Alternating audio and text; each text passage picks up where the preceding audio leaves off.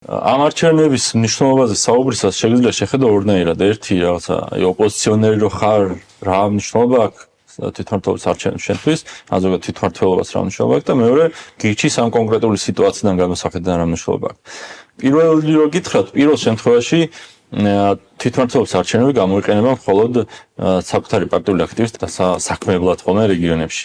დიდ პარტიებს, რომელსაც რაღაცა იქ კოორდინატორების სისტემა აქვთ, თავიანთ ხალხს ასაქმებენ ეგრე საკრებულოებში და მთელი ამბავი აქვთ. და იქაც თვითმმართველობას იმდენად ბუტაფორიული ცნება საქართველოში იმდენად ცენტრალიზებულია ძალაუფლება, რომ თვითმმართველობა არის ბუტაფორიული ცნება და აი ჩათვალეთ, რომ რეალურად იქ თუ უმრავლესობაში არ ხარ, ეს მნიშვნელოვანს ვერაფერს ვერ გააკეთებ. მაგრამ ამ სიტუაციაში შეგვიძლია შევხედოთ გირჩის გადმოსახედიდან, თუ ჩვენ ამ ყველაფერს უყურებთ როგორც ჩვენს ბრძოლას ქვეყნის 97%-თან, როგორც მათ როგორც ტრებად კი არა ვქოთ, არამედ როგორც გზააბნეულ ცხრებად.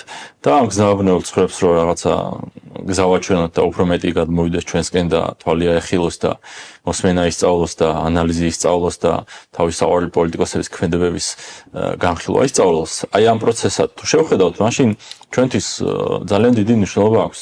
და რატო? იმიტომ რომ ჩვენ სადაც კი ოდნავ ვართ, იქ მინიმუმ ერთი კაცი ყავდეს, რომელიც საჯარო სივრცეში ჩვენ ნაირ რამეებს იძახის, აი პარლამენტში რა ფუნქციასაც ვასრულებდით, ჩათვალე მაგ ფუნქციას ასრულებს, რასაც ადამიანურად შეხედავს, რასაც სწორია იტყვის, რომ სწორიაო, რასაც არასწორია იტყვის, რომ არასწორიაო, ეს ერთი და ეს იქნება ამ ადამიანისთვის ჩათვალე ვარჯიში შემდეგ საპარლამენტო სიაში მოსახვედრა და საპარლამენტო არჩევნებისთვის, ანუ პარტიის სტრუქტურული გაძლიერებისთვის არის მნიშვნელოვანი და მეორე მნიშვნელოვანია ჩვენი პროექტისთვის, რომელიც ესე ბოლომდე არ ჩამოგვიყალიბებია და ესე გასაგებად ჯერჯერობით უფრო პრეზენტაციის სახე არ მიგვიცე, მაგრამ ესე რომ დაგასპოილეროთ, უკვე რამდენიმეჯერ ვახსენეთ კიდეც ეთერში, რომ გირჩელება ერთმანეთს უნდა მივხედოთ და ეს მიხედვა ნიშნავს, რომ ყველგან სადაც შეგვიძლია გვყავდეს მინიმუმ ერთი კაცი, რომელსაც შეუძლია ჩვენი წუხილი გააჟღეროს და სადაც მოსათხოვია პასუხი მოითხოვოს და სადაც ერთმანეთთან გვერდში დასდგომია დაუდგეთ. არ ვიცი, თბილისის საკრებულოში, აი მაგალითად რაღაც პრობლემა გაქვთ მერიასთან რაღაცა და თბილისის საკრებულოში 4-5 გირჩელი ზის. და მართალი ხართ თქვენ რა, მიდიხართ ამ ხალხთან, რავი, პირდაპირ მათ აქვთ ვალდებულება, რომ თქვენ რომ მიხოთ მოგისმინონ, მიდიხართ ამ ხალხთან, დამტკიცებულად გაქვთ, რომ აი გირჩელი ხართ, შემოწირულობაც გაქვთ, ჯედი გაქვთ, მამიგიცია იგიაგი და თქვენ პრობლემას უყვებით. და მე მათი ფუნქცია პირდაპირ არის, რომ ამ პრობლემაზე იქ რამე გააკეთონ. და ამაში ჩაგვთონ ჩვენც და მოკლედ აი რაღაცა ერთმანეთის დახმარების, ერთმანეთის აწევის და ამის ხარჯზე გაზრდის საშუალებაა ჩვენთვის თვითმმართველობის არჩევნები. მაგრამ ადგილობრივი საკრებულოები არის ზოგადად ადგილი, სადაც როგორც წესი ადამიანებს აწუხებთ ინდივიდუალური პრობლემები, რაც გულისხმობ.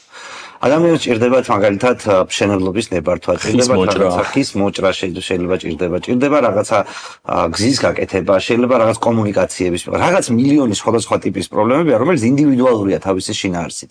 ამიტომ ჩვენ გადავწყვიტეთ, რომ ამ არჩევნებზე წარვადგინოთ კანდიდატებად ადამიანები და ზოგადად მათი სტაფიც ისე დავაკომპლექტოთ, რომ ამ ხალხის ძირითადი ამოცანა იყოს, რომ მოქალაქ ჩვენი ამომრჩევლები რომ მივლეთ, ანუ ადამიანები რომ მივათ და ათქოს, რომ აი მე აგერ არჩევნების დღეს შენ მოგეცი ხმა, საჯაროდ თქვი ეს, საჯაროდ ვარ რეგისტრირებული გირჩის პორტალზე, საჯაროდ ვარ თქვენი დაფინანსებული, ანუ საჯარო მხარდამჭერია ადამიანი ჩემი.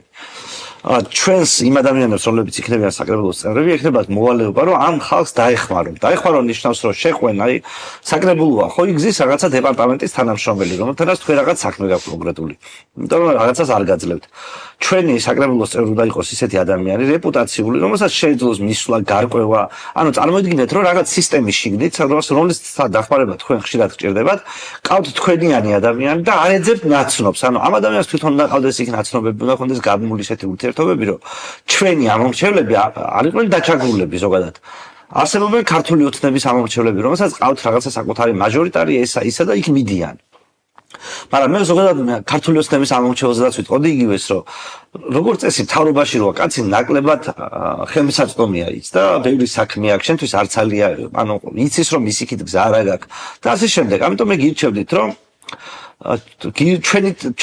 ჩვენი წარმომადგენლები ყავდეთ საკუთარ წარმომადგენლებად საკრებულოებში, იმიტომ რომ დარწმუნებული ვარ ჩვენ უფრო მეტად მოგაქცევთ ყურადღებას ვიდრე დეპუტატი, რომელიც უკვე მთავრობაშია, ისედაც რომლის იქითაც გზა არ გაქვს, რომელიც როგორ ზემდგომ ისე გელაპარაკება. თან რომელსაც არ აქვს განცდა რომ შენ მისი არჩეული ხარ რა. იცის რომ აი ხოცება ბიზნესამ ბიზნესამ დაგავალათ თქვენ რომ საბოლოო ჯამში მისულიყავით, რაღაცა კოორდინატორებს ფული გადაუხადა, რაღაცა გადაუხადა და ჩვენ ვიცით რომ იმ ადამიანმა ვინც ჩვენგან იქნება წარმომადგენელი საკრებულოებში, მან იცის რომ მისი კონკრეტული ამომრჩევლების გამოა იქ და ჩვენ სიტყვაზე რა ვიცი კოორდინატორები არ ყოლია, ის არ ყოლია, ის არ ყოლია და ამიტომ ხალხმა გაიყვანა. ამიტომ გვინდა რომ ხალხის წარმომადგენლები შევიყვანოთ საკრებულოში, რომლებიც სხვადასხვა ტიპის დახმარებას ჩვენს მომხრეებს აღმოუჩენენ. მინდა რომ ეს ხაზგასმით იყოს, იმიტომ რომ ხშირად საუბრობენ რომ თქვენ უკვე ყოფთ თქვენს ამომრჩევლებს და სხვა სხვის ამომრჩევლებს, გავყოფთ აბა რა იქნება საჩვენი ამომრჩეველი და საცხისი ამომრჩეველი, ანუ ზოგადად რა შედარება როგორ შეიძლება ერთმანეთს და რომ წაერთოთ. ამიტომ შეიძლება ეს უხეშად გამოიყურება ვიღაცისთვის, მაგრამ თქვენ თუ ირჩევთ, რა ვიცი, 4-5 ლეილოს თუ ირჩევთ, მე ფეხებზე მკიდიხართ, ანუ როგორ შეიძლება არ მეკიდოთ ფეხებზე. ასევე პირობითად არის ბევრი საკითხი, იგივე ჯარის საკითხი, ბიბლიური თავისუფლების საკითხი, პატიმრების საკითხი, ასე შემდეგ. ჩვენ გადავწყვიტეთ, რომ მარტო ჩვენს ამომრჩევლებს მოვემსახუროთ, ამ გაგებით რითაც შეგვიძლია და რა რესურსებსაც ჩვენ შევწყვეტებით. ოღონდ თან პირნათელი ვართ ყველასთან, იმიტომ რომ სხვანაირი მიდგომა, როდესაც ვცდილობდით ყველას დავხმარებოდით, უანგაროდ დავხმარებოდით, რაღაცა თელ ქვეყანაზე გვეფიქრა და თელ ქვეყანისთვის რაღაც ახსნა გვეცადა. ეგ ცადეთ ბოლო 9 წელია. და ყველა არჩევნებზე მაგას ვეუბნებით, რომ ხალხო, ჩვენ ჭკუაზე გადმოდით, მოგვისმინეთ, რას ვიძახით, თქვენთვის კარგს ვიძახით და გვიჯერეთ, ერთად გავაკეთოთ კარგი რამე. არ გინათ ბატონო და რავი, ვირს პიტნა არ უყვარდა და წვიშატენინა თუ რაღაცა, რა ვიცი, თქვენ საქმეს მიხედეთ, ჩვენ საქმეს მივხედავთ ბატონო. ხო და ამიტომ ხალხო მე მოგიწოდებთ, რომ დარეგისტრირდეთ გილჩის პორტალზე, დაგვაფინანსეთ და არჩევნების დღესაც მოუწოდეთ ხალხს 36 შემოხაზვისკენ და ასე შემდეგ.